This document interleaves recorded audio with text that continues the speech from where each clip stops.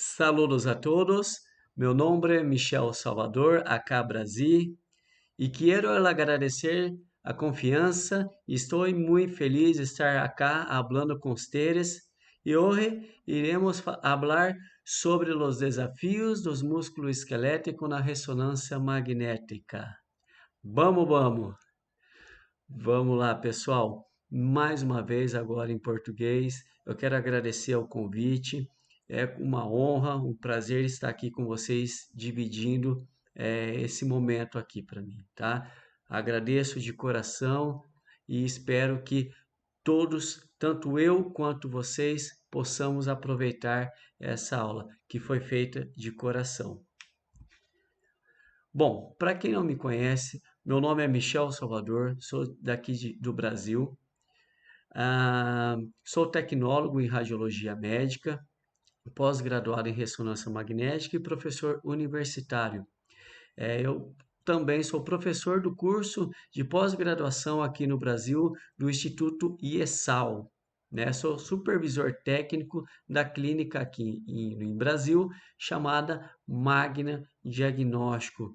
Sou criador da plataforma Tesla Team no Instagram e também sou colaborador da plataforma MRI Online. Eu tenho uma experiência de aproximadamente 25 anos e eu quero passar um pouquinho da minha experiência para vocês, tá bom? E qual que é o desafio?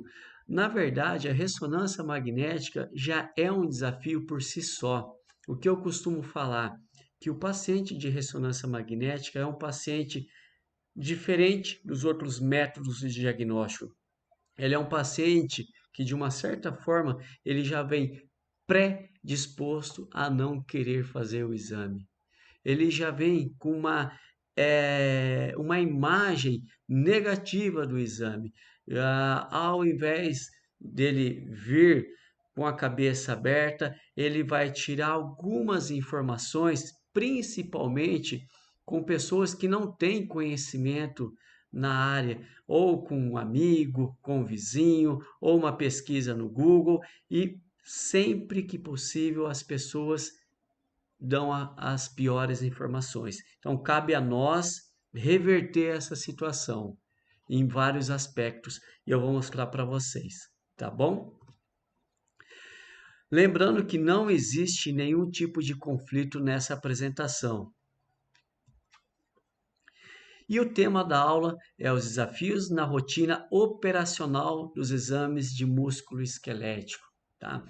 Por que músculo esquelético?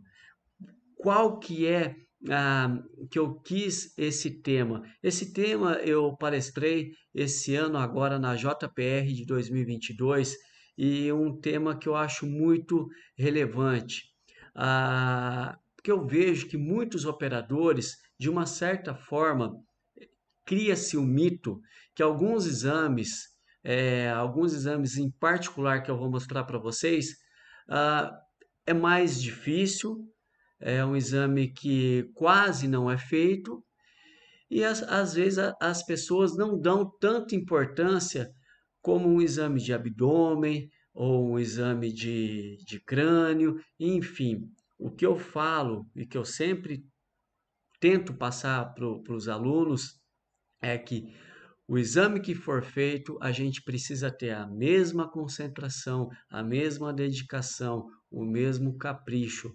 Então, independentemente de eu estar fazendo um abdômen, uma anjo ou um joelho, eu tenho que me dar o melhor, eu tenho que me doar, eu tenho que fazer o meu melhor naquele determinado exame. O que um lema que eu sempre carrego, que eu coloco não necessariamente nessa ordem, tá? Mas é o que eu acredito nisso e que não é uma receita de bolo, mas para mim é o que faz a diferença no meu dia a dia. Algumas dicas que eu posso passar para vocês é a gente ter essa empatia, se colocar no lugar do paciente, saber o que está acontecendo com o paciente. O paciente, ele como eu disse a vocês, ele já vem pré-determinado a não fazer esse exame. E a gente tem que se adaptar a cada paciente, se adaptar às condições do paciente e às suas limitações. Tá? Cada paciente tem a sua limitação, cada paciente tem as suas condições. Cabe a nós se adaptarmos a cada situação e a cada paciente. Então, a primeira coisa é isso, a gente ter essa empatia e ter essa adaptação rápida a cada situação e a cada paciente. O que eu gosto de sempre é deixar uma sala sempre pronta, organizada. Se eu vou realizar um exame de joelho, eu já deixo a minha sala pronta, preparada com a bobina, tudo certinho para executar o exame. Porque um paciente de ressonância magnética, 1 ou 2 minutos que ele fica ali dentro da sala, já é o suficiente para ele não querer mais realizar esse exame. Um paciente que já tem uma predisposição a não querer fazer o exame, ele já vai 1 ou 2 minutos, ele pode virar as costas e não querer mais fazer o exame. Então, quando eu chego numa sala e eu vou receber o paciente, a minha sala está pronta, é uma organizada, ali eu já começo a ganhar o meu paciente. Então, o posicionamento é muito importante. Para mim, o posicionamento é 99% para que eu tenha um sucesso no meu exame. E escolher a bobina certa e fazer a marcação correta. Não adianta eu fazer um exame de mão, colocar uma bobina, imaginando que eu tenha uma bobina de 8, 16 canais, consequentemente eu vou ter uma melhor resolução ou vou ter uma melhor qualidade de imagem. Não, não é isso. Eu tenho que escolher a minha bobina adequada para aquela estrutura que eu quero fazer. Não adianta eu querer colocar uma bobina de corpo para fazer um punho. Não vou conseguir fazer. Eu vou ter muito sinal e às vezes menos é mais. Então a gente tem que ter essa linha: posicionamento do paciente, a escolha da bobina correta, a marcação do laser corretamente, você vai ter um sucesso. Outra dica, pessoal, verificar sempre o pedido médico solicitante, do médico solicitante. Vou citar um exemplo.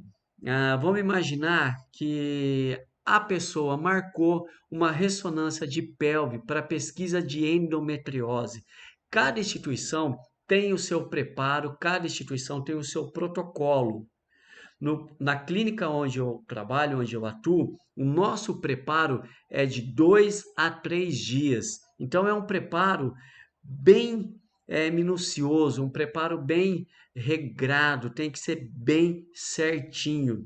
Imagina que a paciente marca uma ressonância de pelve e a minha secretária ela não tira todas as informações e o paciente não consegue também transferir essas informações, ou seja, ficou tudo meio no duvidoso. Então, essa paciente é submetida a um preparo de 2 a 3 dias, chega até mim e a primeira coisa que eu quero ver, o pedido médico. Aí eu olho no pedido, tá assim, ressonância de pelve. Aí lá na última linha tá assim, pesquisa de fístula perianal. Ou seja, não tinha necessidade desse paciente se submeter a 3 dias rigorosos de preparo. O que houve aí? Não houve uma comunicação entre secretária e paciente. Então, cabe a mim, cabe a nós, operadores, ter essa integração, parte operacional, enfermagem e a secretária, e principalmente com o nosso médico que faz o laudo. A gente tem que ter essa comunicação, essa equipe multidisciplinar, para que não haja nenhum tipo de intercorrência, que o paciente saia da clínica sem ter um diagnóstico preciso, ou pior, além disso, sai insatisfeito com o exame que foi feito ou com a própria instituição. Pessoal, sempre escolher o protocolo correto. Sempre escolher o protocolo correto.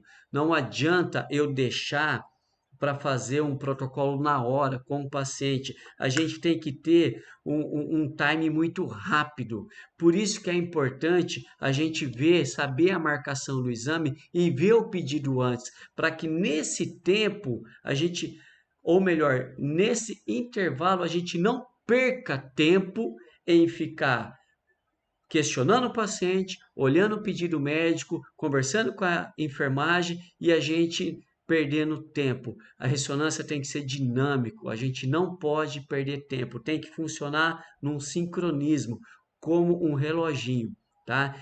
E, como eu disse, se adaptar ao paciente e às suas condições. Conhecimento técnico. O que é o conhecimento técnico? Saber o que eu vou fazer, saber do que se trata, saber da patologia, saber do meu protocolo, ser ágil, ser rápido, ser resolutivo e, consequentemente, isso vai me otimizar o meu tempo. Então, quando eu tenho todos esses fatores já em mente, consequentemente, eu vou ter um exame com mais agilidade, com uma qualidade maior de exame, com uma satisfação grande do paciente, do médico radiologista e do médico solicitante. Então, são vários fatores que a gente tem que, no dia a dia, moldando e adaptar todo o setor para que a gente consiga, num sincronismo, todos falarmos a mesma língua, tá bom? Então, essas são as dicas para todos os exames, não só para um abdômen, não só para o crânio, não só para o músculo esquelético ou para a medicina interna, mas sim para todos. Essas são umas regras que eu utilizo no meu dia a dia e acredito que está dando certo. Então, eu quero compartilhar com vocês. Faça um teste, faça um teste. Vamos ver. Talvez vocês, com o tempo, vão falar: poxa, aquela aula que o Michel deu, aquela dica foi bacana. Eu vou começar a implementar aqui no meu trabalho, na minha rotina. Um, dois, três desses itens que eu passei para vocês já vai fazer a diferença. Outra coisa, pessoal, vamos ficar atentos, vamos ficar ligados. Como eu disse para vocês, posicionamento. Esse exame que eu fiz é uma bobina flexível, não tenho bobina dedicada para pé foot, tá? É uma bobina flexível de 4 canais, uma bobina large. O posicionamento é importante. Eu não posso realizar um exame com esse posicionamento, tá horrível. Eu tenho que manter um ângulo de 90 graus para fazer essa estrutura do tornozelo. Mas, professor, o paciente houve um entorse. O paciente não consegue fazer esse ângulo de 90 graus. É o que eu disse. A gente tem que se adaptar a cada situação de cada paciente e as suas limitações, tá? A gente tem que ficar antenado. Isso aqui é um mau posicionamento e uma má marcação do laser. Olha o que está acontecendo aqui. Horrível, tá? Tá tendo um artefato. Então não pode acontecer. O que a gente tem que observar? A imagem em si está boa, mas essa imagem periférica aqui está horrível. O que eu posso deduzir que está acontecendo aí? Provavelmente é um canal da minha bobina que queimou. Eu não posso continuar a realizar exame dessa forma, não tem como. Mas eu tenho que ter essa percepção de olhar e ver que o exame não vai ficar bom, que essa bobina está queimada. Eu não posso deixar passar despercebido isso daí. Eu tenho que me colocar no lugar do paciente, como eu também tenho que me colocar no lugar do médico. Por quê? Independente eu não ser o dono da clínica, mas de uma certa forma, se eu continuar fazendo o exame dessa qualidade ou dessa baixa qualidade, é o meu nome que vai estar ali em jogo também. Pessoal, tudo a gente com o tempo vai moldando. Não adianta eu ser a pessoa mais inteligente, não adianta eu saber anatomia na ponta da língua, não adianta eu ser a pessoa mais esclarecida, mas nada supera o capricho. O capricho é em primeiro lugar. Então, tudo que você for fazer, faça com capricho, faça com dedicação, faça com coração, que aí não tem erro.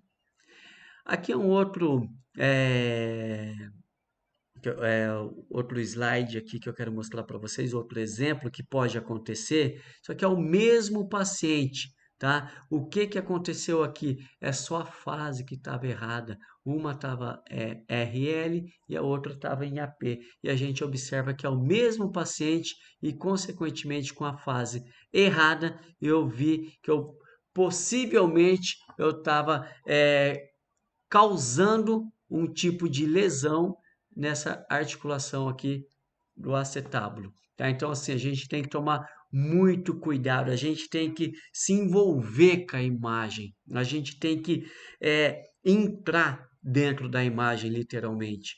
Então, se tiver conversas paralelas, enfermagem, ou é um colega, ou é o acompanhante que está próximo, a gente tem que concentrar. A gente tem toda a autoridade para falar, pessoal, vamos hablar baixito, baixito, porque vai atrapalhar.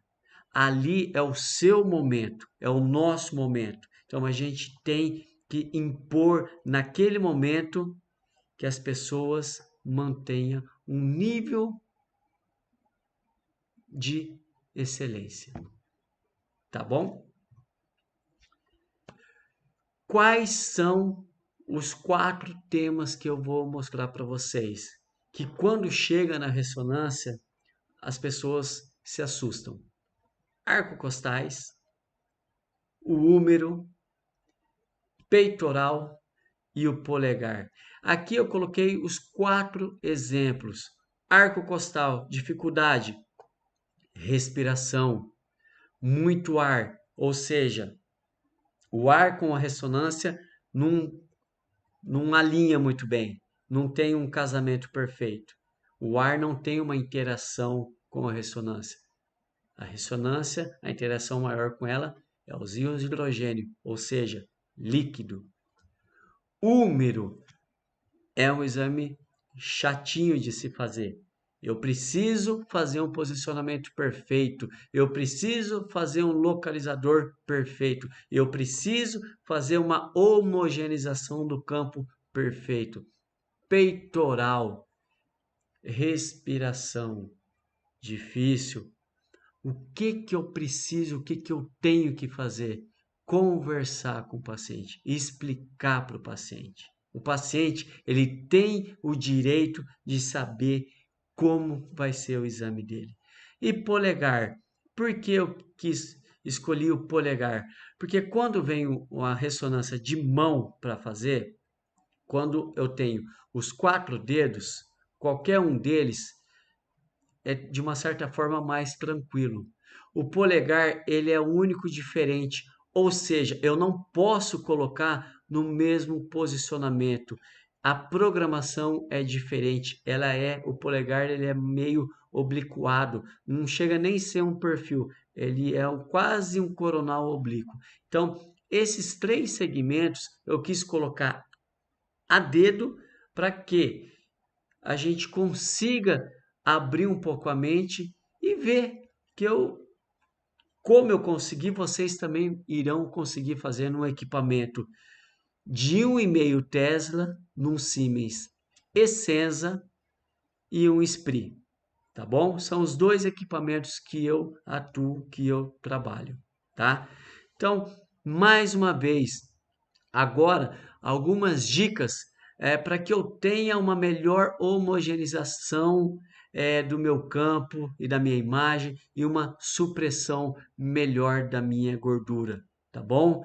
Então, assim, o que que eu preciso me atentar demais? Atenção com as vestimentas do paciente. Qualquer e qual for o exame que a gente irá realizar, tem que trocar de roupa. Independentemente o exame que a gente for fazer, tem que trocar de roupa.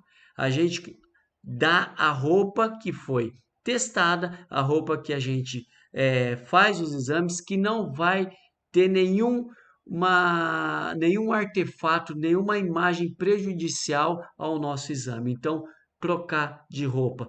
Posicionar a estrutura que a gente for estudar no meio do isocentro. Citar o exemplo da mão, do punho. Eu vou fazer o estudo do punho. O quanto mais eu jogar, eu colocar no isocentro, melhor eu vou ter a minha homogeneidade, melhor a minha qualidade de imagem, tá bom? Então, mesmo que eu coloque o paciente bem lateralizado, a estrutura que eu quero estudar, eu tenho que colocar no isocentro. Sempre que possível, utilizar no músculo esquelético, principalmente nos músculos grandes, a sequência STIR. Não o DP ou até mesmo o T2 FAT7. Por quê? Porque o DP ou o T2 FAT7, ele tem uma perda de sinal nas suas periferias, tanto no começo ou no final da bobina. E o STIR, ele tem uma melhor homogeneidade devido ao seu fator de tempo de inversão, tá? Então, eu costumo colocar o meu TI, meu tempo de inversão, entre 150 a 160 nos equipamentos de 1 Tesla e meio, tá? Então, assim, músculo grande, pessoal, vamos dar preferência para o STIR, tanto no coronal quanto no sagital e principalmente nos axiais. Michel, o axial eu vou fazer de uma coxa. Se eu posso aumentar 50 corte, pegar de cima e embaixo? Não, jamais, nunca faça isso. Vamos dividir em blocos os planos axiais. Se para mim 60 cortes é o suficiente para eu pegar aquela estrutura toda, vamos supor uma coxa, um húmero, uma perna, eu vou dividir esse segmento em 20 cortes, ou seja, 3 blocos de 20. 20, 20 e 20. E depois eu faço uma fusão. Por quê? Consequentemente, eu vou diminuir esses blocos, eu vou ter uma concentração maior e melhor da minha resolução. E eu posso também ajustar o meu shimmy manualmente, do tamanho do meu FOV. Então, eu ajusto o meu shimmy manualmente do tamanho do meu FOV. Então, vamos lá. De novo, recapitulando, para qualquer exame, mas aqui nessa parte do STIR, principalmente para os músculos maiores, tá? Então, roupa, trocar, posicionamento, sempre que possível no isocentro, sempre que possível utilizar a sequência STIR para fazer músculo grande, arco costal, peitoral, braço, húmero, perna, coxa, fazer o STIR. Fazer os blocos axiais nunca em um único bloco e fazer subdivisões. Se 40 cortes é o suficiente, faça 2 blocos de 20. Se eu preciso de 60 cortes, 3 blocos de 20, ok? E ajustar o meu shimmy manualmente, tá bom?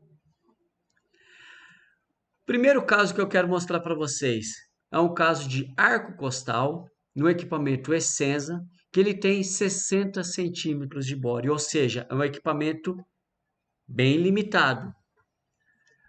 Na clínica onde eu trabalho, eu tenho 2 bobinas bore. O que eu fiz? Esse paciente é o paciente que ele tem 1,90 m e ele tem 120 quilos.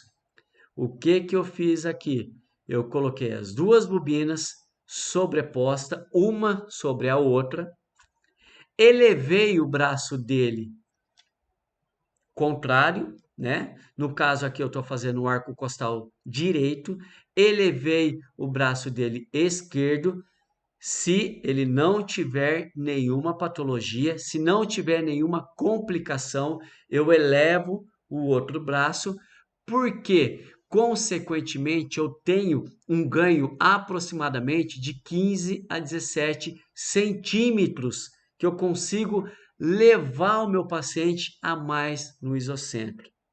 Então, só de fazer esse manuseio, eu já vou ter um ganho excelente de homogeneidade, tá? E muito importante, pessoal, explicar para o paciente que eu preciso que ele colabore, divida a sua responsabilidade com o paciente. Fala assim, olha, fulano, eu vou me dar o máximo para fazer o melhor exame para você o mais rápido possível, mas eu preciso da sua ajuda. Respira de uma forma bem tranquila, respira de uma forma assim bem sossegada. E quando eu precisar que o senhor pare de respirar, eu aviso, ok? E começa o exame seguindo aquelas regrinhas que eu falei para vocês. Então, esse é o posicionamento de arco costal. E aqui está a minha primeira imagem. Qual ponderação que é essa, professor? Esse aqui é um axial steer. Ó, o que eu consigo ver? Que tem aqui umas fraturas do seu arco costal. Pode ver que o ar eu não consigo interagir, mas eu consegui fazendo um bloco e um FOV ajustado com o shimmy manualmente. Fiz uma sequência STIR com tempo de inversão de 150 a 160.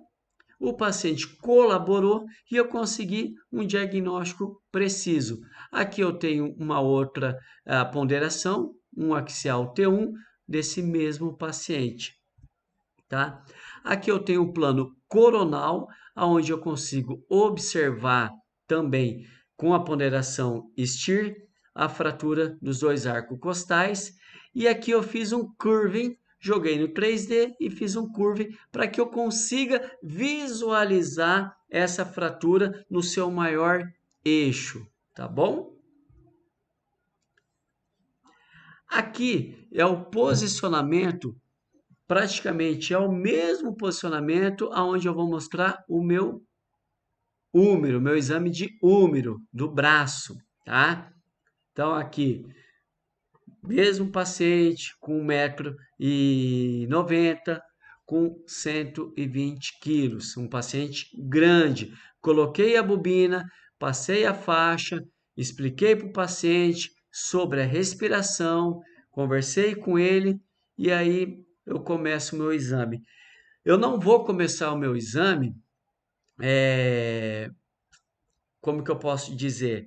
Tudo que eu já coloquei o paciente já está cadastrado. Eu não vou colocar meu paciente e conversar com ele lá dentro. Então, eu já falei com o paciente, já expliquei para o paciente e posicionando o paciente, eu vou conversando com ele também.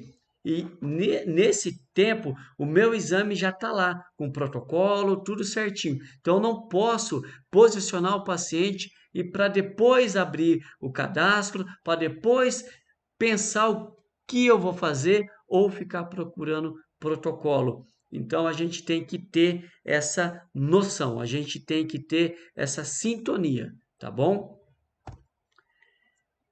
E aqui está o primeiro, né, uma lesão tumoral, um sarcoma, né, é um plano coronal, aonde eu fiz um STIR também, um compose, eu faço. É muito importante, pessoal, quando a gente vai fazer um braço, a gente vai fazer uma perna, um fêmur, eu fazer dois localizadores na parte superior e na parte inferior. E aí eu faço um compose. Por que é importante eu fazer dois localizadores? Além de eu ter uma visão melhor, um compose, para que eu possa fazer uma programação mais perfeita, O mais importante é eu fazer a homogeneização da parte superior e a homogeneização da parte inferior, tá bom? Então é muito importante. Professor, eu vou fazer um braço de uma criança de 12 anos. O meu FOV já pega tudo. Vai dar certo? Não dá certo. Eu não aconselho. Mesmo que for criança, mesmo que eu ajuste meu FOB, diminua meu FOB, faça dois blocos, dois localizadores, superior e inferior, para que eu tenha uma homogeneização da estrutura toda, tá bom? E aqui, esse paciente, ele fez um raio-x na rotação interna e externa. Aqui eu tenho os highlights, os melhores momentos, né? Eu tenho aqui o axial steer, aqui eu tenho o meu coronal, um plano sagital, um axial T1, aqui eu tenho um axial T1 FET7 pré e pós-contraste, e aqui é a minha subtração, tá? Eu posso fazer, eu fiz até uma difusão, enfim, para ver, lógico que há uma restrição, mas, por exemplo, em que caso eu faria uma difusão para ver lesão tumoral de músculo esquelético? Quando eu não poderia injetar contraste no paciente. O paciente é renal crônico, então uma alternativa é fazer uma difusão, tá bom? E eu vou mostrar para vocês agora músculo peitoral, tá bom? Esse exame eu fiz no SPRI, tá? Que tem um body um pouco maior, com 70 centímetros, porém, consequentemente, o meu magneto é menor, ou seja, eu preciso ter um melhor posicionamento para ter uma imagem mais homogênea, tá? Então aqui eu tenho um plano coronal T1 e um plano coronal STIR, tá bom? Onde a gente pode observar essa ruptura do peitoral maior aqui, tá bom?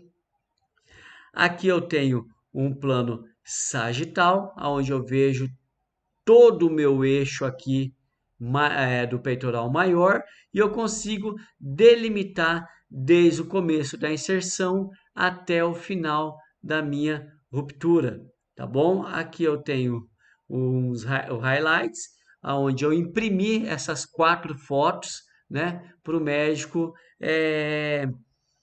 não facilitar para ele ver o diagnóstico, mas sim facilita para ele mostrar para o paciente. De uma certa forma, é mais didático. Então, é muito importante a nossa documentação estar correta. A gente tem um capricho na nossa documentação, porque se a nossa documentação não tiver compatível com a imagem que a gente tem no monitor, está errado. Está errado. O importante é ter um conjunto de qualidade, ser tudo homogêneo, ser tudo igual. O que eu vejo, o que eu faço no meu monitor da ressonância tem que chegar até o monitor do médico que vai laudar e a documentação tem que estar igual ao médico solicitante que vai ver as imagens e mostrar para o paciente, tá bom? Então, é inevitável a gente seguir essa equação, tá? E eu quero mostrar o meu último caso aqui, que é uma ressonância de mão, mais especificamente do polegar, tá? Eu fiz aqui no Essenza, né? E fiz dois tipos de estudo. Eu tenho dois casos aqui, os dois são do polegar, mas um eu fiz numa bobina flexível Small, de 4 canais, e a outra eu fiz na bobina de joelho de 8 canais. Mas, Michel, qual que você faz? Normalmente eu sempre faço na bobina dedicada de 4 canais. É uma bobina específica. É o que eu comentei com vocês. Eu poderia colocar a bobina body de 8 canais, enorme aí? Poderia. Ia ficar melhor? Pelo contrário, ia ficar pior. Então não adianta. Quanto mais a bobina dedicada, melhor seu exame vai ficar. O que eu quero mostrar para vocês são opções, tá? Vamos imaginar que essa bobina minha aqui queimou e eu só tenho uma Small. Então, a partir desse momento, queimou minha bobina. Eu nunca mais vou realizar uma ressonância de punho, de mão ou do polegar, do primeiro, segundo, terceiro dedo. Não vou fazer? Eu vou ter que esperar arrumar a bobina ou comprar outra bobina? Não. A gente tem que ter variantes, a gente tem que ter opções, a gente tem que colocar a cabeça para pensar, raciocinar. A gente tem que ter alternativas. E essa aqui é uma alternativa com a bobina de joelho, tá bom? Mostrando aqui esse posicionamento que eu faço. Eu coloco a mão nesse sentido e o meu polegar eu coloco no outro eixo. Eu faço um apoio para que o meu polegar fique de uma forma bem fixa, que não vá mexer, e eu faço como um sanduíche. Eu fazendo esse tipo de posicionamento, já colocando o meu polegar num plano coronal, qual vai ser a minha facilidade para fazer os localizadores? Consequentemente, é muito mais fácil eu fazer um localizador 3 planos. Eu não preciso fazer vários localizadores para eu ter uma imagem perfeita nos 3 planos. Eu já posicionando dessa forma, eu já ganho muito tempo, tá bom? Então essa aqui é uma dica muito bacana e faça teste que eu acredito que vai ser legal vocês adaptar isso no serviço de vocês. Então aqui eu tenho com a bobina aqui a Small, certo? Um plano axial, onde eu consigo ver certinho a minha lesão. Aqui um axialzinho. Aqui eu fiz um DP FET7. Eu posso fazer até um T2, porque são estruturas pequenas, FOBs pequenos. Então, não necessariamente eu preciso fazer o STIR. Agora, se você fizer o STIR e ficar bacana, ficar com uma resolução boa, manda ver. Pode fazer o STIR também, mas não necessariamente eu preciso fazer o STIR, tá bom? Aqui eu tenho o meu plano coronal e aqui o meu plano sagital, tá? Aqui foi feito na bobina Small, né? E aqui foi feito na minha bobina Kine de joelho, tá? Também foi feito um polegar. Eu fiz aqui um sagital T1, um sagital DP FET7, um axial DP FET7, um axial T1 e aqui eu fiz os dois coronais DP FET7 e um T1. E aqui eu fiz um curving para eu ver essa lesão do ligamento medial e lateral do meu polegar, onde a gente vê também um edema ósseo, um estiramento do ligamento e também a gente vê todo esse edema na musculatura palmar, tá bom?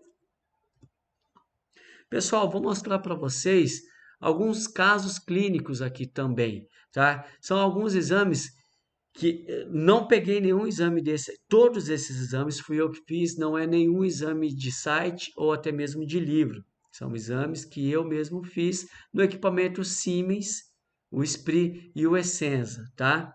Então aqui eu tenho uma fratura, um edema da região do manúbrio, né, do meu externo. Aqui eu tenho aqui o edema. Eu faço o meu externo em decúbito ventral, tá? De barriga para baixo, com os braços para baixo, ao lado do corpo, tá? Com o paciente nessa posição do rosto ou de lado, tá? O mais importante, conversar com o paciente, evitar de fazer respiração muito forte, para tentar respirar da melhor maneira possível. Aqui eu tenho, foi feito numa bobina flexível, uma lesão do adutor, uma ruptura total do meu adutor, né? Aqui eu tenho uma sequência de um plexo braquial, também feito no equipamento de 1,5 Tesla. Tá? Eu não tenho software single via, não tenho Cinematic, eu tenho o meu 3D convencional de fábrica que vem no equipamento, tá? Aqui é uma dica que eu quero passar para vocês. A gente observa aqui que é um implante na região do glúteo, né? Aonde, mesmo eu fazendo uma sequência com steer, eu não consegui uma melhor imagem. Vocês observam que tem artefatos na região periferia, né, da imagem, né? Então observa aqui que tem essa falha, né? Então o que eu consigo melhorar? Qual que é a dica que eu posso passar para vocês?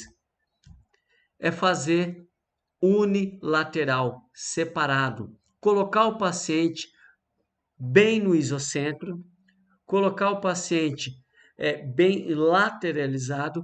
Também foi feito em decúbito ventral. E aqui eu tenho a região do glúteo direito e a região do glúteo esquerdo, tá? Aonde a gente observa aqui o implante do lado direito, de uma certa forma está normal, e do lado esquerdo a gente tem uma ruptura desse implante aqui, tá? Então a gente observa que tem uma ruptura nesse implante aqui.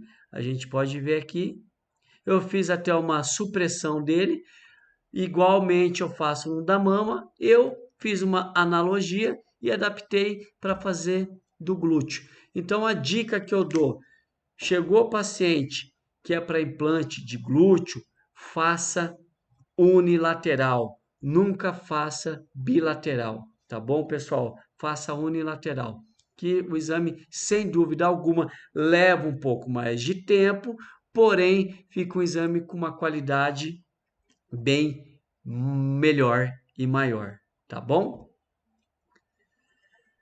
Pessoal, mais uma vez eu quero agradecer e assim, eu sou muito grato pelo convite, sou muito grato mesmo. É uma honra estar aqui com vocês e o lema que eu sempre carrego é a gente, né, que sejamos gentil, sejamos atenciosos e sejamos verdadeiros. Mas acima de tudo, sejamos gratos com as pessoas que lá atrás pegaram, seguraram a nossa mão e que até hoje nos auxilia, nos carrega, nos motiva. Então, a gente tem que sempre se colocar no lugar de outra pessoa. Então, assim, mais uma vez eu quero agradecer a oportunidade. Eu estou sempre disposto a ajudar. Se eu, caso souber, imediatamente eu vou responder e ajudar a todos vocês. Caso eu não saiba, eu vou aprender e, consequentemente, eu vou repassar para vocês, tá? Vocês têm o meu contato, tá tudo aí. Fiquem à vontade, fique à disposição. E mais uma vez, graças a todos os irmãos e que Deus abençoe a todos. Saúde. Até mais. Graças.